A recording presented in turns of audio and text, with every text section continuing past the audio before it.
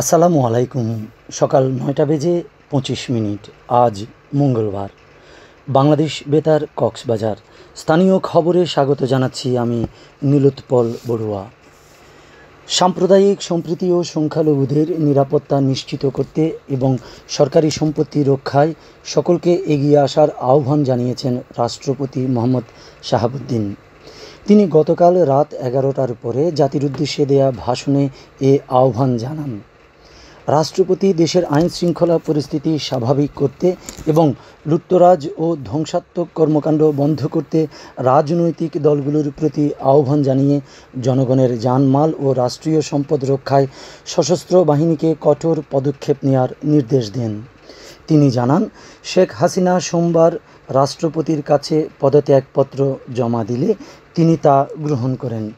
এমন পরিস্থিতিতে গতকাল বঙ্গভবনে ৩ বাহিনীর প্রধান এবং বিভিন্ন রাজনৈতিক দলের নেতৃবৃন্দ, সুশীল সমাজের প্রতিনিধি ও বৈষম্য বিরোধী ছাত্র আন্দোলনের কয়েকজন সমন্বয়কদের সাথে আলোচনা হয়।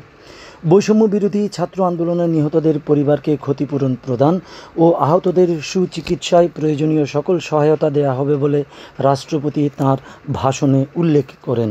তিনি জানান, সর্বসম্মতিক্রমে বিএনপির চেয়ারপারসন বেগম খালেদা জিয়াকে মুক্তি দেওয়ার সিদ্ধান্ত নেওয়া হয়। রাষ্ট্রপতি দেশের অর্থনীতি, প্রশাসন ও শিল্প কলকারখানা চালু রাখার লক্ষ্যে সকলকে কার্যকর ভূমিকা রাখার আহ্বান জানান। তিনি বলেন, গণপ্রজাতন্ত্রী বাংলাদেশের সংবিধান অনুযায়ী অনতিবিলম্বে বর্তমান সংসদ বিলুপ্ত করা হবে। একটি সুন্দর ও সোনালী ভবিষ্যতের প্রত্যাশায় তিনি দৃঢ় প্রত্যয় ব্যক্ত করেন। এদিকে সেনাবাহিনী প্রধান জেনারেল ওয়াকারুজ্জামান গতকাল দেশবাসীর উদ্দেশ্যে দেয়া এক ভাষণে বলেছেন, শেখ হাসিনা তার পদ থেকে পদত্যাগ করায় দেশ পরিচালনার জন্য অন্তর্বর্তীকালীন সরকার গঠন করা হবে।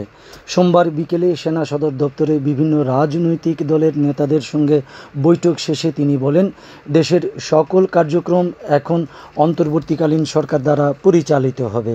সেনাবাহিনী এবং সশস্ত্র বাহিনীর উপর আস্থা রাখার পাশাপাশি জনগণের জানমাল রক্ষার অঙ্গীকার করে তিনি জানান, প্রতিটি দাবি পূরণসহ দেশে শান্তি ও আইন শৃঙ্খলা ফিরিয়ে আনা হবে।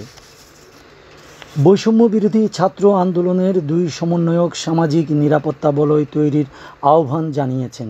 তাঁরা বলেছেন, সংখ্যালঘু জনগোষ্ঠীর নিরাপত্তা নিশ্চিত করা সহ গণমাধ্যম কর্মী, অ্যাম্বুলেন্স, ফায়ার সার্ভিস, হাসপাতাল ও শিক্ষা প্রতিষ্ঠানের উপর যে কোনো ধরনের আঘাত প্রতিরোধ করতে হবে।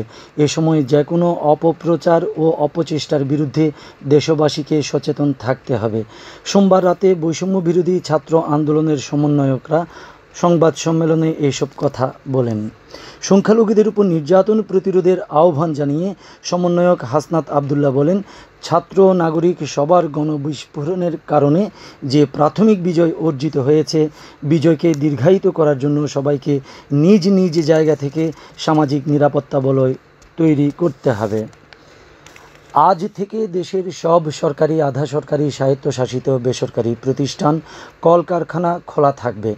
একই সঙ্গে স্কুল, কলেজ, মাদ্রাসা, বিশ্ববিদ্যালয় সহ সব শিক্ষা প্রতিষ্ঠান খোলা থাকবে। গতকাল রাতে এক বিজ্ঞপ্তিতে এ তথ্য জানায় আন্তঃবাহিনী সংযোগ পরিদপ্তর ISPR। এতে বলা হয়, সোমবার রাত 12টা থেকে মঙ্গলবার ভোর 6টা পর্যন্ত কারফিউ বলবৎ থাকবে। ফলে আজ ভোর 6টা থেকে কারফিউ তুলে দেওয়া হয়েছে। আবহাওয়া এখন জানিয়ে দিচ্ছি বাঁকখালী নদীর মোহনা সংলগ্ন এলাকার সামুদ্রিক জোয়ার ভাটার সময়সূচি। আজ ভাটা শুরু হবে বেলা 11টা 47 মিনিটে, চলবে সন্ধ্যা 6টা 16 মিনিট পর্যন্ত। খবর শেষ হলো। আমাদের পরবর্তী খবর প্রচারিত হবে আজ দুপুর 2টা বেজে 55 মিনিটে।